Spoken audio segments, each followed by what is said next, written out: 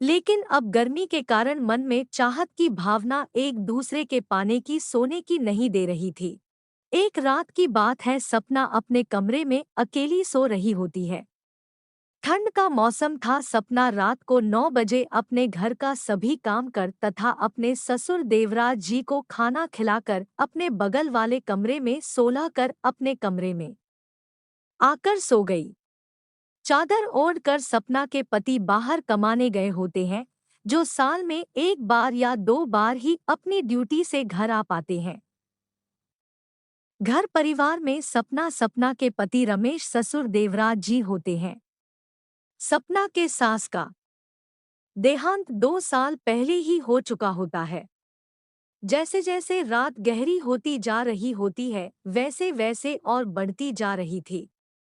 सपना अपने को चादर में लपेट कर सो रहे थे, पर ठंड कितना ज्यादा होता है कि सपना को नींद नहीं आ रही होती है। ठंड के मारे बिहार सिकुड़ कर सोई होती है। किसी भी तरह कम नहीं हो रही होती। एक बात याद आती है अपनी सहेली की कि जब ठंड ज्यादा से कम ना हो तो किसी के पास सो जाओ। शरीर की गर्मी से बात करनी होती है, आराम से फिर भी मिट जाती है और नींद आ जाती है। तभी याद करके कमरे में चली जाती है, क्योंकि घर में अपना पति का या कोई और नहीं होता है जिसके पास जाकर हो सके। लेकिन ससुर देवराज जी भी अपने कमरे में चादर में घुसकर सोए होते हैं। उन्हें भी ठंड बहुत कर रही होती है। ससुर देवराज जी भी अपने पेट पर कब कब आ रहे होते हैं। रात के 1 बज रहे होते हैं। अभी सपना कहती है, ससुर जी आपको बहुत ज्यादा ठंड लग रही है, मैं ज्यादा आपको बढ़ा देती, जान बचाई हम दोनों करी आकर अपनी अपनी जान बचाई। देवराज कहते हैं ठीक है। बहुत सपना तुरंत ससुर देवराज जी के साथ उनके कमल रजाई में खुश कर सो जाती है और कहती है, अब आप निश्चिंत से सो जाइए। सॉरी, अब हमें ठंड उतना ज्यादा नहीं लगेगा। पर ठंड तो ठंड होती है, धीरे धीरे वक्त गुजरता है, दोनों को ठंड लगने लगती है। सपना अपने ससुर देवराज को पकड़कर होने लगती है। यह देखकर ससुर देवराज को आश्चर्य होता है और कुछ नहीं बोलते हैं, पर वह धीरे धीरे देवराज को पकड़कर सोने से ठंड कम होने लगता है। तो देवराज को भी बहुत अच्छा लगता है। दोनों अब एक दूसरे को चिपक कर सोते हैं। ठंड तो कम हो जाती है और ससुर देवराज को अब गर्मी का एहसास होने लगता है और बहू सपना को और जोर से पकड़कर सोते हैं। सपना भी बहुत अच्छा महसूस कर रही होती है। इतने दिनों बाद किसी मर्द की बाहों में सोने को मिला है। सपना उसके ससुर और जोर से अपने खरीदने लगते हैं और कमर से लेकर घर तक अपनी दोनों से चढ़कर होते हैं, जैसे सपना पूरी तरह अपने ससुर देवदास के आगोश में समा गई हो।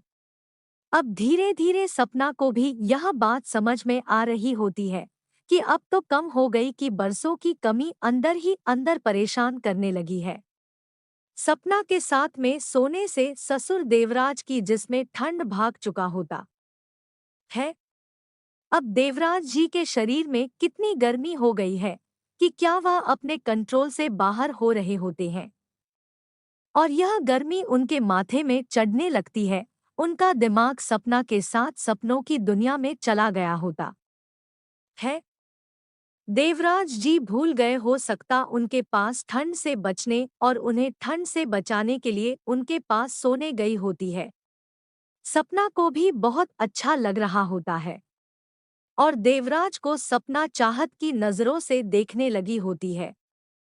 देवराज जी अपने घर के बाहर निकल रही होती है, सपना को अपना बनाने लगती है।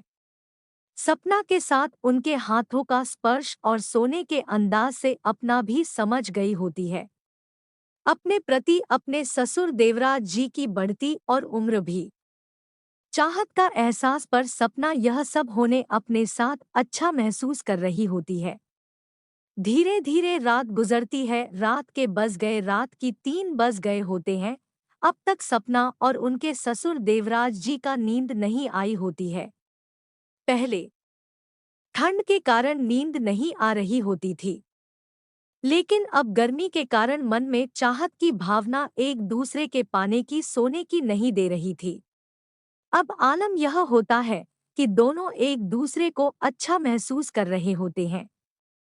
अपना अपने ससुर को मना नहीं कर पा रही होती।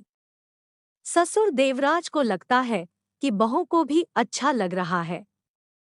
यह भी खुश नहीं कह रही, ना रोक पा रही थी, यही अच्छा मौका है हमें एक हो जाने का। और ससुर देवराज सपना को अपना बनाने में लग जाते हैं। ससुर देवराज को डोट अपने वर्षों से तभी सारी इच्छाएं सपना के साथ पूरी करने लगते हैं। सपना को भी अपने पति से दूर रहे लगभग 1 साल होने को होता है। ससुर जी के साथ सपना के साथ आनंदित होने लगते हैं। सपना अपने को पूरी तरह अपने ससुर देवराज जी को समर्पित कर देती है और देवराज भी भर के सपना भाव के साथ आनंद विभोर होते हैं। उतना ही खुश और आनंदित लगते हैं। दोनों बहुत ही गहराई में उतर जाते हैं। हद से ज्यादा बेहद जकड़न है एवं चाहत चरम सीमा पर पहुंच जाती है। अपना और ससुर देवराज दोनों एक दूसरे में खो जाते हैं और हद की सारी सीमाएं पार कर देते हैं और दोनों आनंदित होकर ही शांत होते हैं। सुबह होने ही वाली होती है कि तभी पड़ोस में मुर्गे के बोलना शुरू कर देते हैं। सपना उठकर जाने को होती है। भीमराज जी कहते हैं, ठीक है, तुम जाकर घर का और सब काम कर लो, अपना मैं अब तक नींद पूरी कर लेता हूँ। मैं ठीक है। सपना जाती है अपने कमरे में, घर का काम करने जाने को होती है। नींद लगने लगती है क्योंकि वो रात भर सोई नहीं होती है। दोस्तों, थोड़ी सी नींद पूरी जैसे ही अपने बेड पर जाती है सोने, थोड़ी देर में सपना को गहरी नींद आ जाती है। सपना सो जाती है। जब नींद खुलती है तो 3:15 बज रहा होता है। जल्दी से उठकर अपने घर का सब काम करती है और अपने ससुर जी को जगह दी है और दोनों खाना पीना खाते हैं। और इसी तरह सपना और ससुर देवराज जी की प्रेम कहानी चलती रहती है। दोस्तों, आपको यह कहानी कैसी लगी? कमेंट करके ज़रूर बताएं और इस कहानी को अपने दोस्तों और परिवारजनों के साथ शेयर ज़रूर करें। धन्यवाद। दोस्तों, आपको ये कहानी कैसी लगी हमें कमेंट सेक्शन में ज़रूर बताएं। वीडियो को